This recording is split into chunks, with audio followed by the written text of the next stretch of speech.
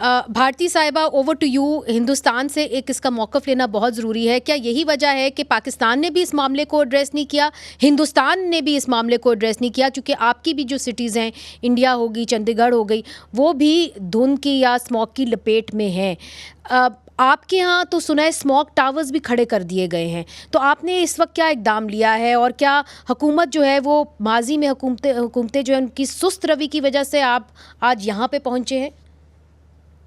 हम लोगों के यहाँ काफ़ी सारे लॉज आए हैं। एनकैप द नेशनल उन्होंने 131 नॉन अटेनमेंट सिटीज़ किए हैं, बहुत पैसे दिए हैं। कई सिटीज़ जैसे कि आगरा, इन्होंने अपना एयर क्वालिटी इम्प्रूव भी किया है, बहुत लोकल इनोवेशन भी आया है। एपैक जैसे संस्थाएं हैं, उन्होंने भी बहुत किया है। लेकिन what's happening is now we have to move into the airshed level. तो हमारे we have several airshed types, 3 big airsheds, but within that there would be about 8 more airsheds. तो अब हमको एक collaboration करना है, क्योंकि हमारे laws हैं। अब हम smog towers को इतना अच्छा नहीं मानते, पहले मानते थे। Now we have gone beyond smog towers.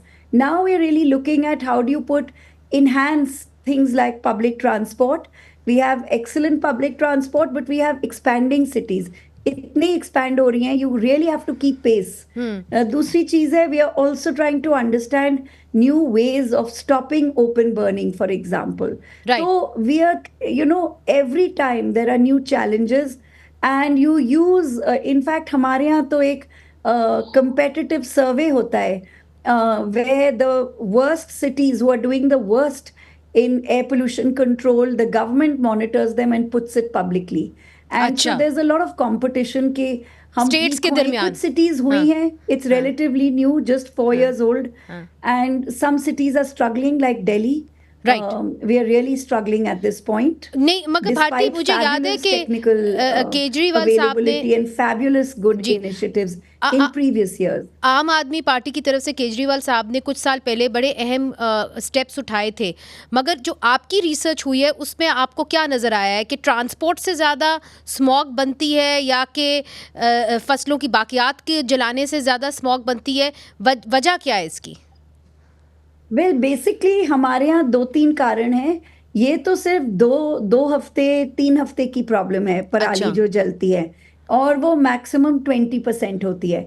हमारे यहाँ एक तो ये प्रॉब्लम है कि ठंड बहुत होती है, और जिस तरीके से विंड ब्लो करती है, तो हमारे यहाँ ठंड और एयर पोल्यूशन और विंडी नहीं होती कई बार विंटर में, तो हमारे यहाँ एक ब्लैंकेट हो जाता है, ये एयर पोल्यूशन की चादर जिसको आपने पहले बोला था, तो हम उसमें ही फंस जाते हैं। हमारा ट्रांसपोर्ट, क्योंकि बहुत प्राइवेट कार्स हो गए हैं, बहुत सेमी प्राइवेट हो गए हैं, तो हमारा ट्रांसपोर्ट बड़ी प्रॉब्लम है। Construction is a problem expanding city में। आप कंस्ट्रक्शन तो जाहिर है होगा। और तीसरी आई थिंक प्रॉब्लम ये हम देख रहे हैं कि कई बार डिस्पाइट बेस्ट एफर्ट्स, पहले तो आप 10 साल पहले आते, दिल्ली में हर स्ट्रीट में कूड़ा जलता था, अब वो सब खत्म हो गया है। लेकिन तब भी आपको एक्सट्रीम हीट में भी एयर पोल्यूशन मिलेगा, क्योंकि landfills burst into fire. So we have different reasons in different seasons, but we always have air pollution except for 3-4 months.